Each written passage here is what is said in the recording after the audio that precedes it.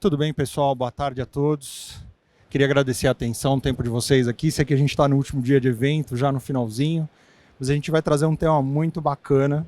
A gente vai falar sobre as best practices, né, das Cloud Native Applications, né?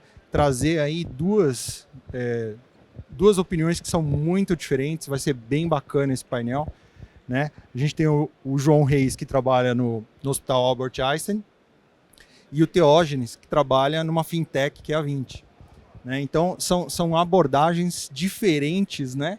Para a gente entender como é que essas duas realidades trabalham com relação a esse tema que é tão bacana, né? Que é usar a aplicação em nuvem. Né? Então, queria agradecer, né, aos dois aqui pela oportunidade. Meu nome é Thiago Lousada, eu sou o head, né, do time de engenharia da Broadcom Symantec para a América Latina. Aí eu queria pedir para vocês também para que vocês se apresentassem para o pessoal. Boa tarde a todos. Obrigado, Thiago. Boa tarde, pessoal. Eu sou especialista de segurança no Einstein. Então, hoje estou atuando com a frente de cloud, coincidentemente.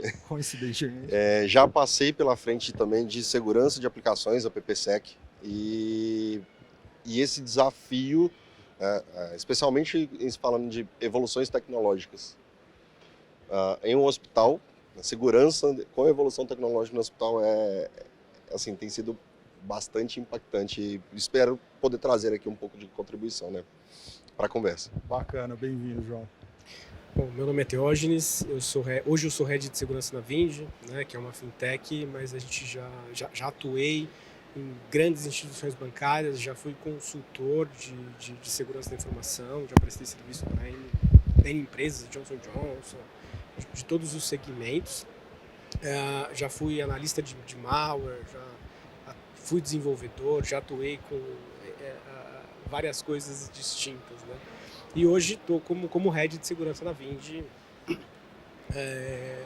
que é uma empresa 100% cloud, né? Então a gente não tem nada físico no escritório, não tem Active Directory, não tem nada, né? Então o nosso modelo é bem diferente do que você vivencia lá, mas acho que vai ser um papo bem legal. Oposto, né?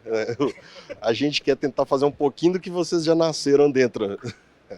Não, legal. Se a gente começar a falar de melhores práticas, a gente tem que começar do começo, né? Não vamos lá para frente. Tem bastante coisa ainda para falar. Mas eu queria pedir a opinião, lógico, de cada um de vocês, a gente pode dividir esse bate-papo, dos desafios e motivações atuais. Então, assim, eu entendo que a gente tinha lá os projetos de vamos para a nuvem, né? Então tá todo mundo pensando nisso, mas assim, o que motivou e qual foi o desafio para fazer a coisa começar a funcionar, né? A gente tem a pandemia, eu acho que esse foi o maior motivador de todos, né? Vai parecer clichê, mas é verdade. Então eu queria um pouquinho da opinião de cada um de vocês, são realidades diferentes, mas queria que vocês compartilhassem um pouco disso aí com a gente, por favor. Tá, bom, a Vinci já era nuvem na pandemia, né? Então eu acho que eu consigo contribuir com um evento, com uma situação que aconteceu enquanto no início da pandemia, que foi, eu estava num grande banco, né? Então um dos maiores bancos da América Latina, e começou-se a pandemia, existia-se muito desktop dentro da companhia e precisava trocar e comprar notebooks, mas não existia notebook no mercado para comprar, não tinha mais. Crise dos chips, né? Não tinha mais computador. E aí eu era da célula de cloud, né? Então eu atuava especificamente com cloud dentro do banco. E veio a demanda, falou, cara, vocês precisam operacionalizar um workstation na nuvem para o pessoal. E aí começamos o processo de homologar, né, o AWS Workspace, que era a cloud que a gente estava usando, para os novos colaboradores do banco. Então, assim, quem não tinha notebook ou estava indo para casa sem o notebook, cara, aí foi 20 e poucos dias homologando a solução, criando toda a estrutura de contas na AWS para a gente conseguir prover uma infraestrutura que o colaborador tivesse todos os controles do banco, né, dentro de um workspace na nuvem.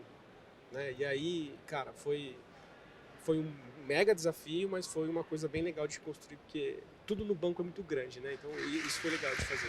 Ainda bem que tinha, né? Quer dizer, você não tem notebook, você não tem nada, né?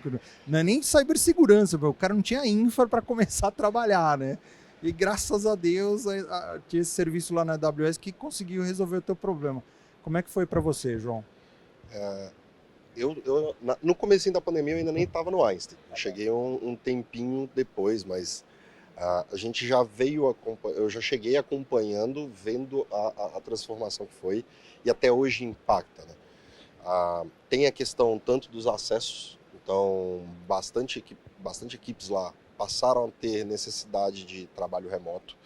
Pessoas foram para o interior, pessoas foram contratadas em outros estados, países, né? Isso já foi um desafio.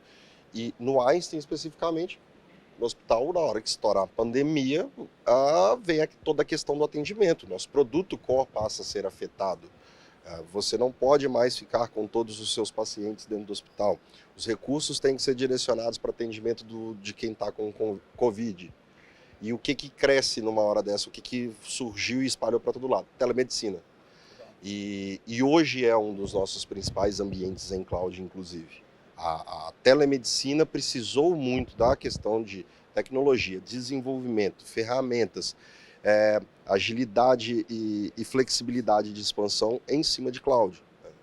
E é onde continua nos dando oportunidades, para não dizer dor de cabeça de vez em quando, né?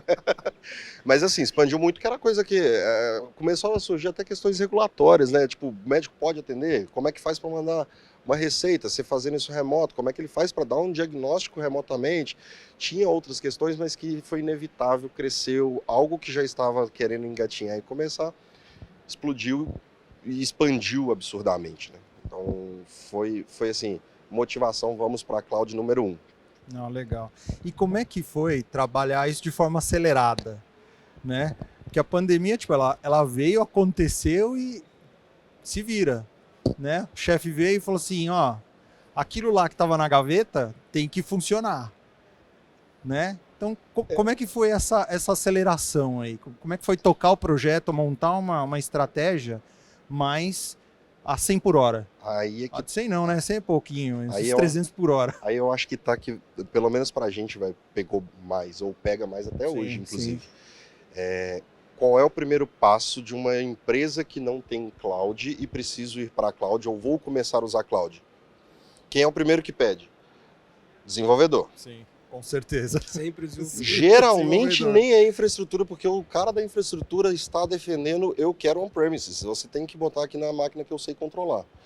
Então assim, mas o desenvolvedor precisa da agilidade e ele é o primeiro. E acaba que a estratégia é vamos fazer, vamos evoluir, entrega-se para o desenvolvedor, entrega-se para a galera que está ali à frente, e essas pessoas começam a evoluir o seu ambiente, a evoluir o seu uso em cloud. No nosso caso, até a questão de linha do tempo de adoção de segurança, quem foi colocado como CISO entrou junto com a pandemia, então assim, já tinham coisas acontecendo quando a gente vem atrás de trazer essas melhores práticas de segurança para cloud, para aplicações em cloud, para desenvolvimento em cloud. Então a gente pegou o barco andando e aí começa a ter que entrar em conjunto com o desenvolvedor, então a estratégia é ir até o desenvolvedor, né? Mostrar para ele o que é necessário, entender se ele está entendendo, né, fazer aquele processo de passar aquela cultura e começar a traçar estratégias em conjunto, até porque ele tem um time de não sei quantos desenvolvedores e a gente tem um time de... Oi. Eu, né? O time de eu. Oi. Então assim, o processo começa a ser em conjunto e para a gente pelo menos foi bem legal porque a necessidade de segurança, tanto a expansão, a necessidade de adoção de outras tecnologias durante a pandemia, também trouxe a evidência da necessidade de segurança. O ambiente hospitalar passou a ser alvo. E a gente teve os apoios necessários, a galera teve direcionamento necessário e a gente tem uma parceria muito forte hoje com um time de infracloud também instanciado, né, precisou ser instanciado, e os times de desenvolvimento, passando a fazer ali um compartilhamento de responsabilidades, né, do que é importante para cada um, mas aí a gente fala um pouquinho disso daqui a pouco. Boa. Como é que foi no teu caso, Teógenes? No meu caso, eu já estava na cloud, né? Então, assim, apesar de estar dentro do banco, eu estava numa entidade de cloud lá. Então, eu tinha muita autonomia para fazer as coisas em cloud. Mas eu vivi um pouco diferente isso, porque no meu caso, o dev, ele demanda solução de nuvem. Então, o desenvolvedor está lá para achar uma solução para a empresa. Ele quer resolver, telemedicina, que eu acho que foi fantástico, o exemplo da telemedicina na pandemia. Também usei. Mas o dev, ele vê uma solução, ele faz um bootcamp em algum lugar e ele aprende que existe uma solução nova, que é nativa em cloud, um SQS, um AppStream, alguma coisa que ele fala, cara, isso aqui resolveria aquele problema que eu tenho ali. Né? E é muito fácil de consumir. E aí o cara chega para mim e fala assim, cara, isso aqui que eu queria. No banco existia toda a estrutura de criar guardrails e a gente deixar tudo muito blindado, né? Então assim, ninguém podia usar uma solução que não tivesse implementado um guardrail. Na Vind a gente tem uma abordagem diferente, a gente deixa a galera testar, né? Eu tenho ferramentas lá que eu monitoro e vejo se a configuração está correta ou não. E aí tem dois especialistas que já vão também em cima do produto, estudam o produto que o dev demandou, falou que ele queria utilizar. E aí a gente vai tentando achar brechas na configuração, porque tem coisas que é direto no IAM, tem coisa que é direto no recurso, e aí vai, né? É um monte de detalhezinho que tem que entender. E tem ferramentas que fazem esse scan nos produtos que a gente está consumindo e diz, olha, esse produto está mal configurado. Né? É uma porcentagem pequena de todos os produtos que existem, né? Então, mas nos dá uma segurança em saber, cara, estamos usando isso aqui da maneira correta, mas a gente atende o dev, cara. O dev diz Sim. o que ele quer usar e a gente corre atrás para se Sim, adaptar. não tem outro caminho, né? No fim das contas, a gente passa a ser a gente, segurança, né? Nós precisamos ser enablers A gente tem para eles, isso. para a galera final. Né? Você comentou aí das ferramentas. O nosso processo hoje é esse. Então, chegou todo mundo usando, cada um no seu canto. Então, o que a gente precisou fazer?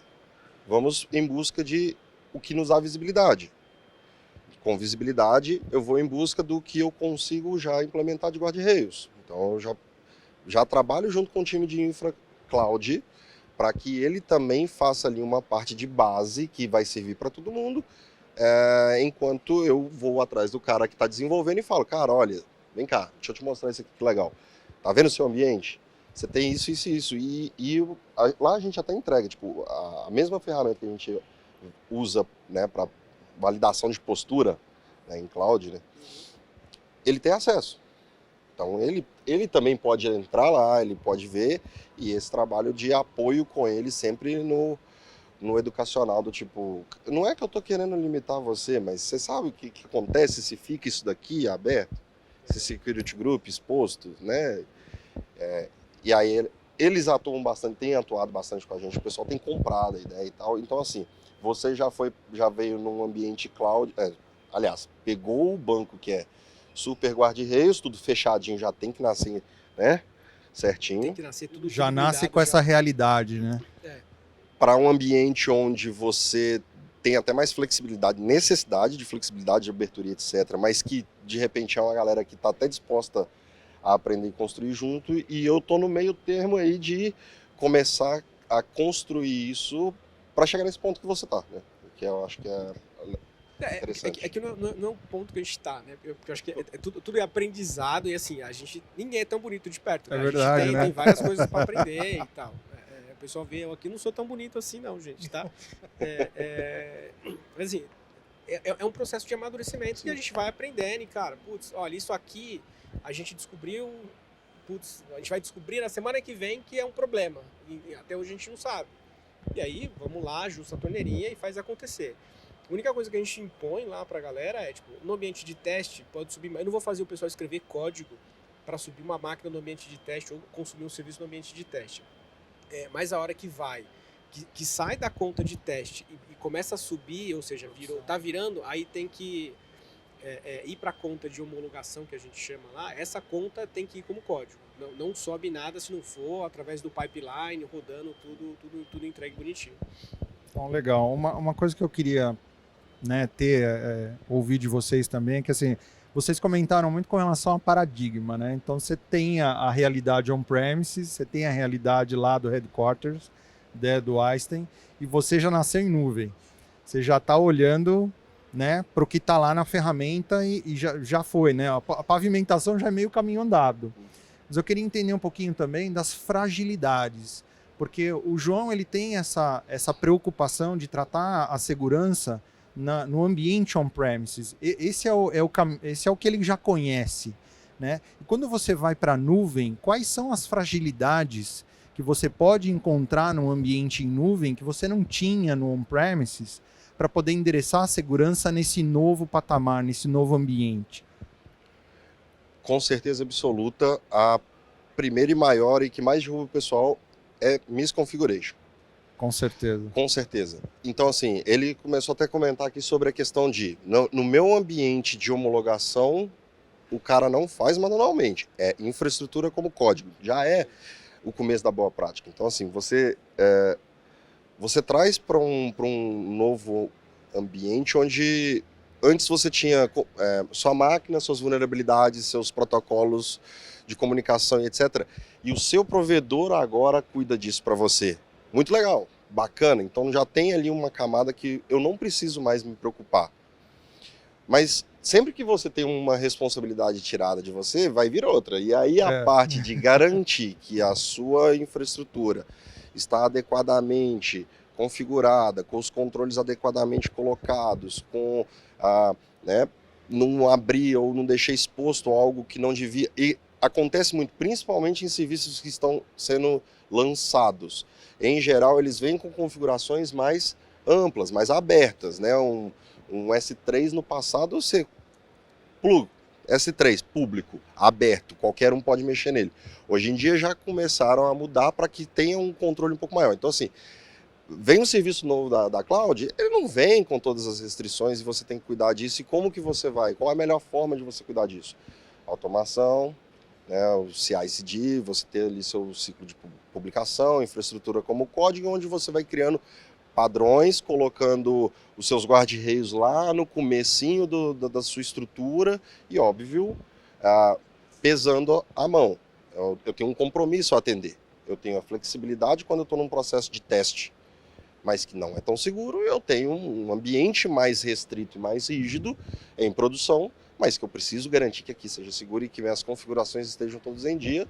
E o apoio final é as nossas ferramentas, por exemplo, de postura, que vai dar a visibilidade que você está fazendo aquilo da forma correta, você está endereçando no ponto, no seu ciclo de publicação correto, se é lá atrás no guarda-rei, numa base, numa fundação, se é no meu CI/CD, se é num módulo de EAC que eu preciso ir lá e tunar ele, enfim.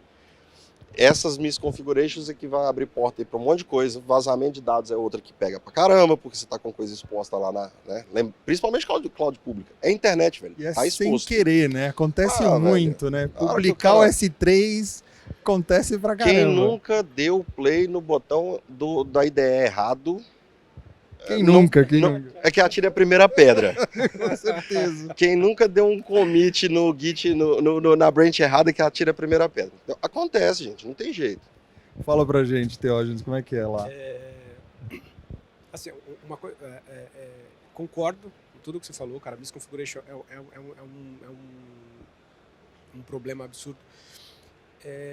Eu vejo que, assim, um ponto importante é entender qual é o produto que você está usando e qual é a sua responsabilidade naquele produto, né? Então, se a gente pegar a Amazon como uma loja, né, e aí você tem vários produtinhos lá que você pode consumir, qual é a sua responsabilidade naquele produto? Porque se você, dependendo do produto, você tem uma responsabilidade maior por ajustar a configuração ou uma responsabilidade menor.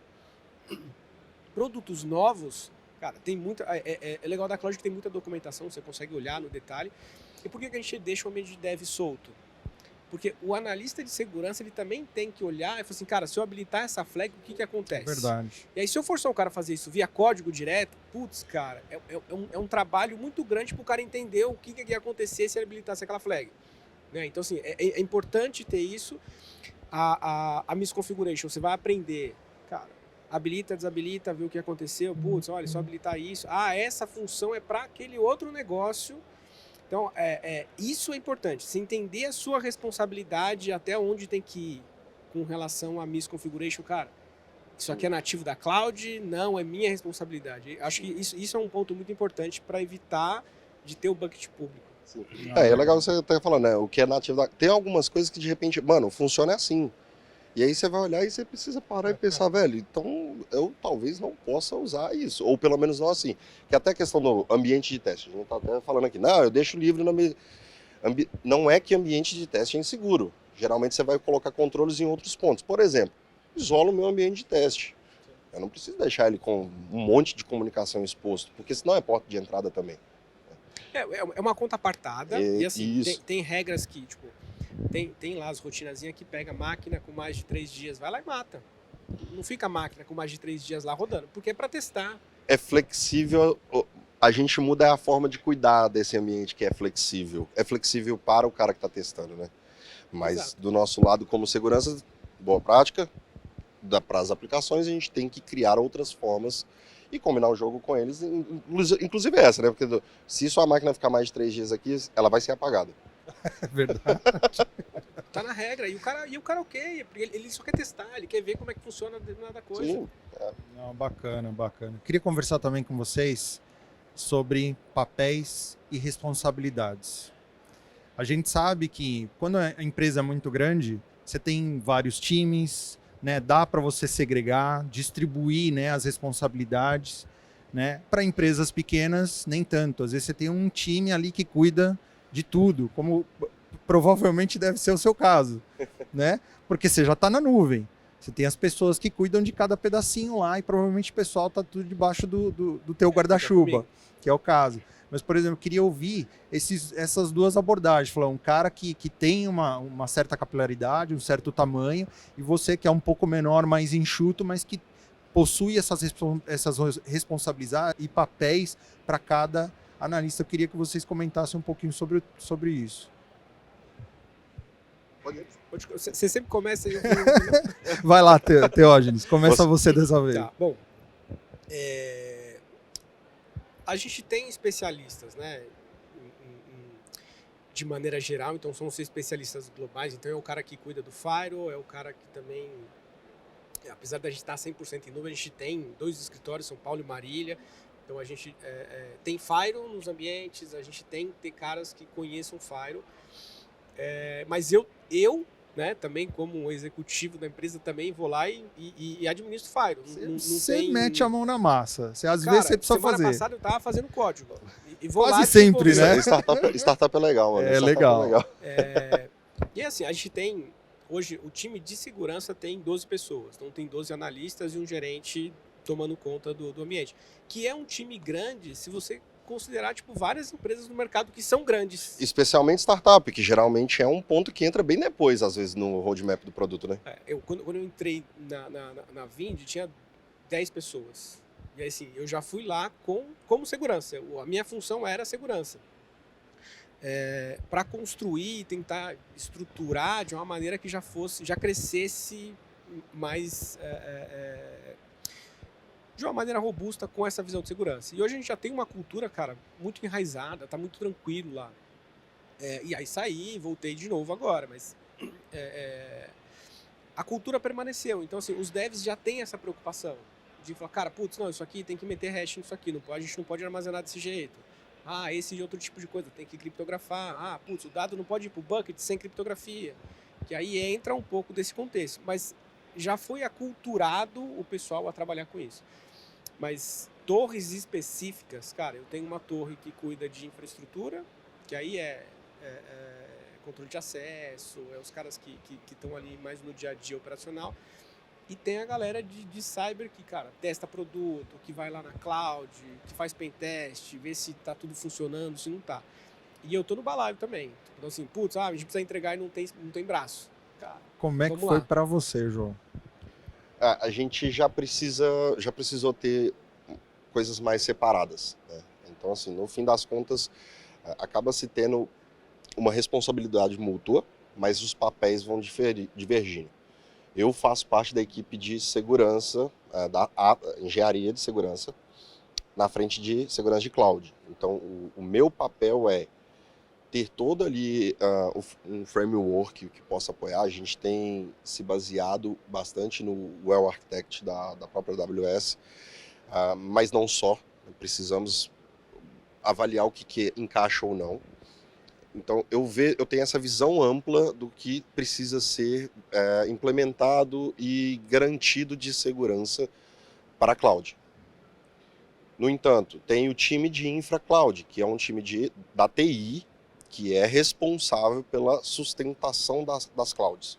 Então, esse time é que fica por conta das configurações, implementações, criação de conta e etc. Então, esse time vai fazer uma parte de implementação de requisitos que a gente determina em relação ao que seria a base, ou que a gente chama de vez em quando de foundation ali das contas.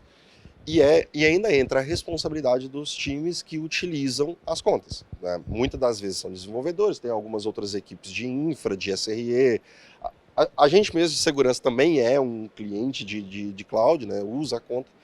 E esses times também levam um papel de garantir a correta configuração, o correto uso, arquitetura da parte que é de implantação deles. Então, a EC2 que sobe, o RDS, EKS, qualquer serviço que eles instanciam e passam a utilizar, eles vão assumir a responsabilidade de garantir que estão devidamente protegidos e utilizados, né?